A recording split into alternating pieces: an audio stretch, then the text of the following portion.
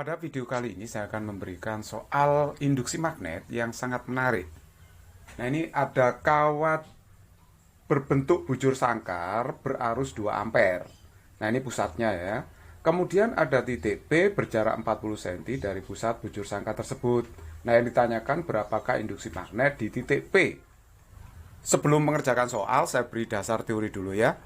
Mungkin sudah lupa dasar teorinya.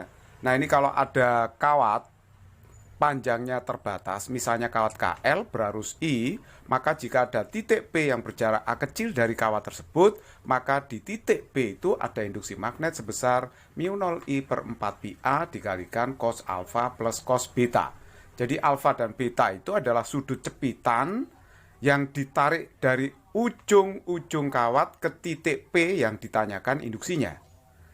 Untuk menentukan arah induksi magnet di titik P, kita bisa gunakan kaidah tangan kanan. Ibu jari menunjuk arus, 4 jari menunjuk titiknya, sedangkan arah telapak tangan untuk menunjukkan arah induksinya.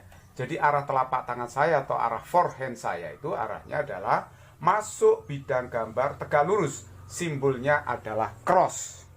Kalau Anda belum paham mengenai rumus ini berasal dari mana, Anda bisa melihat video saya sebelumnya yang membuktikan rumus ini dengan menggunakan hukum Biot-Savart. Bisa juga soalnya nanti arusnya masuk tegak lurus bidang gambar. Kita ditanya arah induksi magnet di titik A itu kemana. Kita bisa menggunakan kaidah tangan kanan. Jadi tetap nanti ibu jari menunjukkan arusnya, 4 jari nunjuk titiknya, arah telapak tangan, arah forehand ke kanan. Jadi kalau begitu di titik A ini arah induksinya adalah ke kanan seperti ini ya. Tapi dia harus tegak lurus dengan garis hubung antara titik itu dengan kawatnya begitu. Nah, oke, jadi kalau misalkan di sini ada lagi katakanlah titik C di sini, arah induksinya kemana? Berarti kan ibu jari menunjuk arus ya. 4 jarinya nunjuk titiknya. Nah, arah forehandnya ke sana.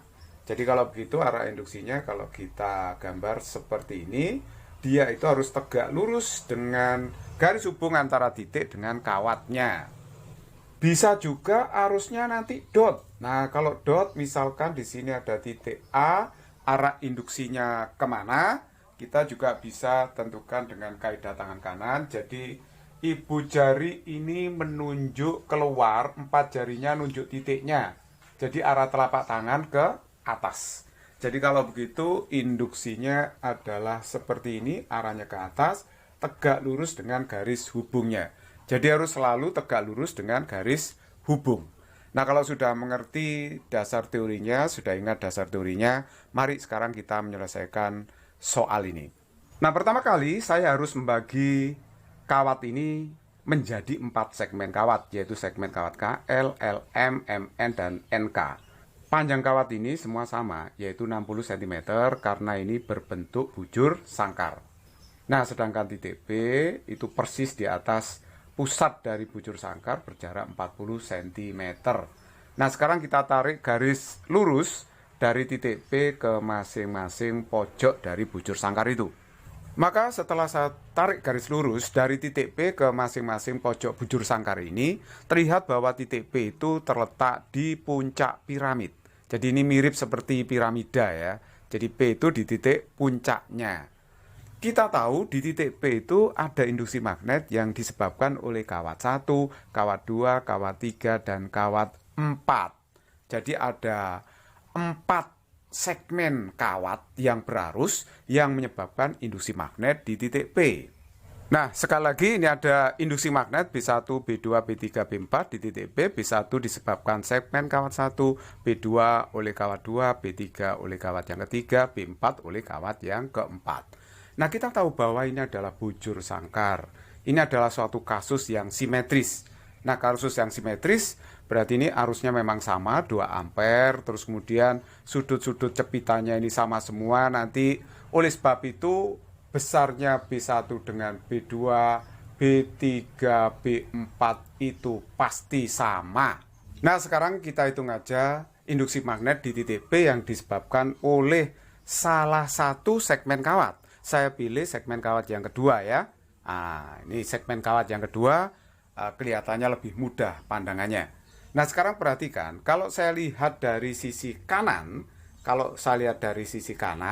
maka ini akan berbentuk segitiga sama kaki ya. Nah, ini kalau saya tarik dari titik P ke kawat LM, ini adalah jarak titik P ke kawat LM. Jadi ini harus tegak lurus gitu ya. Oke, nah sekarang kalau saya gambarkan dari pandangan yang sebelah kanan, itu seperti ini. Jadi ini arusnya dari L ke M kan ya. Terus kemudian A2 itu jarak titik P ke kawat LM itu, ke segmen kawat yang kedua. Nah, sekarang kita cari dulu berapa nilai A2 ya. Kalau kita lihat di sini adalah segitiga siku-siku, ya kan? A2-nya itu sisi miring dari segitiga siku-siku. Lah ini tingginya 40 cm, yang di sini sisi lain 30 cm. Berarti A2 itu kan bisa dicari dengan menggunakan rumus Pitagoras. A2 itu adalah akar 40 kuadrat plus 30 kuadrat. Jadi ini hasilnya adalah 50 cm atau setengah meter. Saya misalkan panjang PM itu adalah R, dan ini pasti akan sama dengan panjang PL.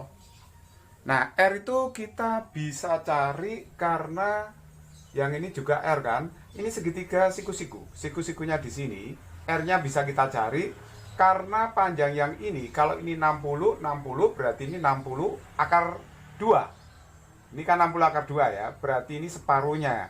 Separuhnya berarti 30 akar 2 cm. Karena ini segitiga siku-siku dengan sisi siku-siku 40 cm, 30 akar 2 cm, maka R-nya itu bisa dicari. Tentu saja dengan Pitagoras bahwa R kuadrat itu kan 40 kuadrat ditambah 30 akar 2 di kuadrat. Akhirnya ini 1600 ditambah 900 kali 2 itu 1800. Berarti ini 3400. Nah ini kalau kita hitung R-nya berarti akar 3400 berarti 10 akar 34 cm.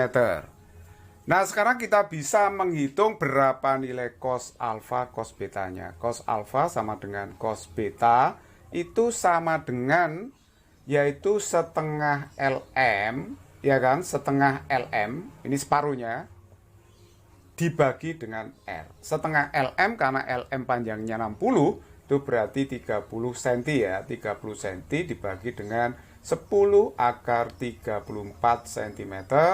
Jadi ini kita coret aja, berarti hasilnya 3 per akar 34. Itulah nilai cos alfa dan cos betanya. Oke, baiklah sekarang kita sudah siap untuk menghitung berapa induksi magnet di titik P yang hanya disebabkan oleh segmen kawat yang kedua itu, oleh segmen kawat LM. B2 itu adalah mu0 I2 per 4 pi A2. Nah, masih dikalikan dengan cos alfa plus cos beta.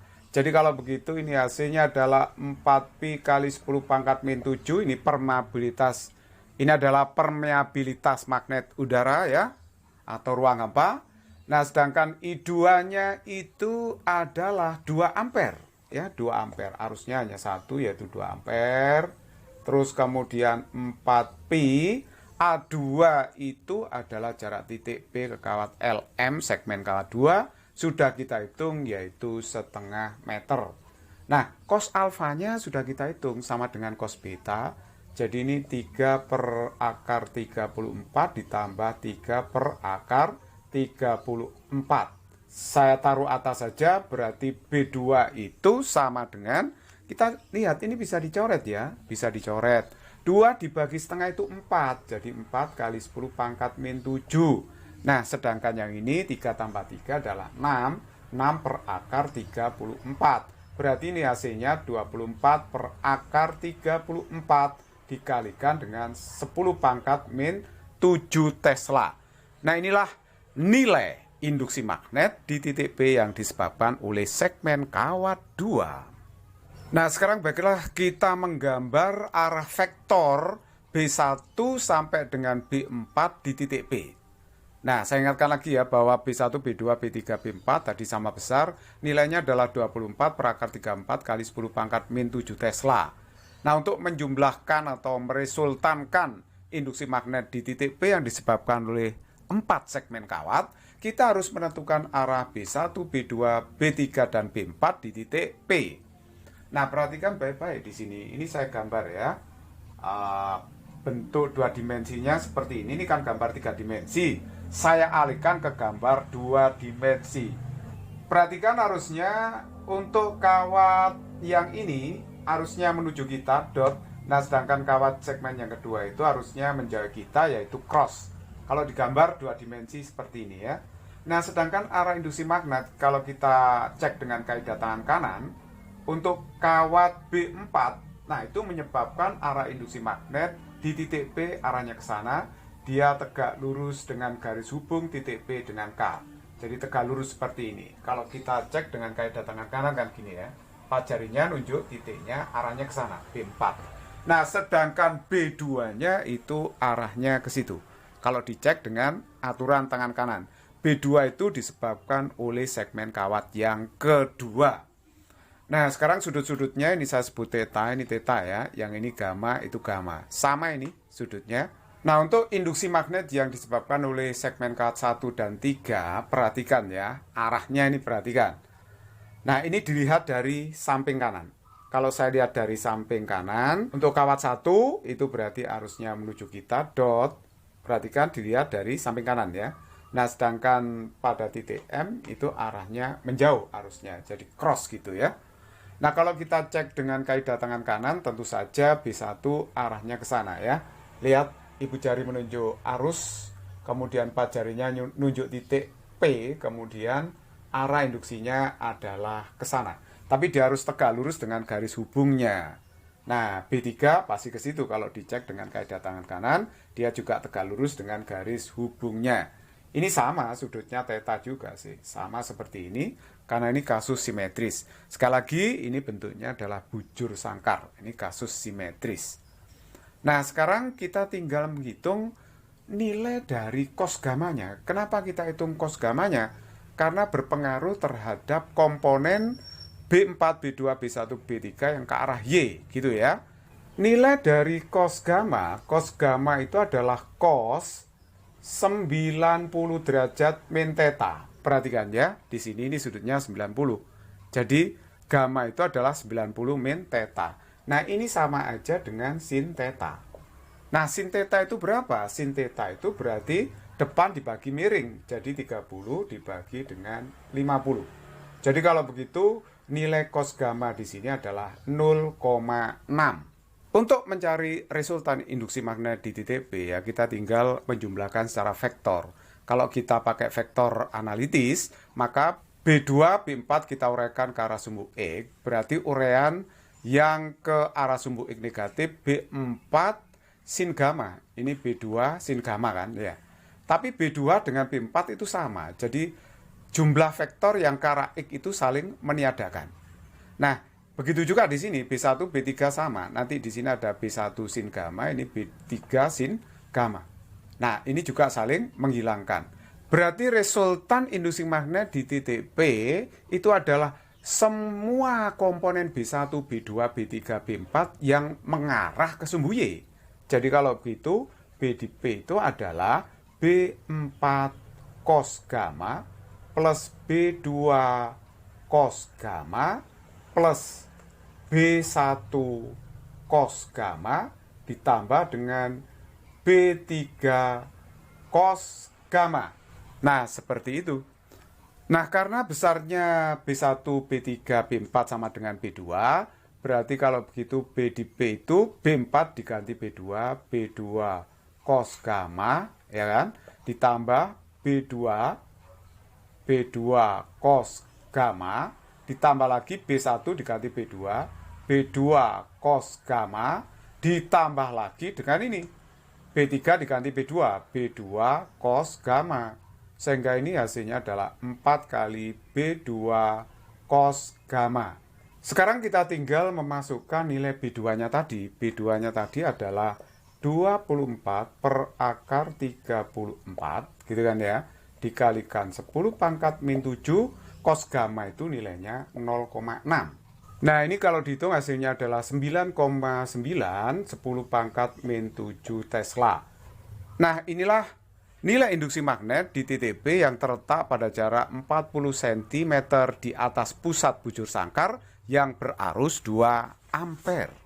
It's very easy problem.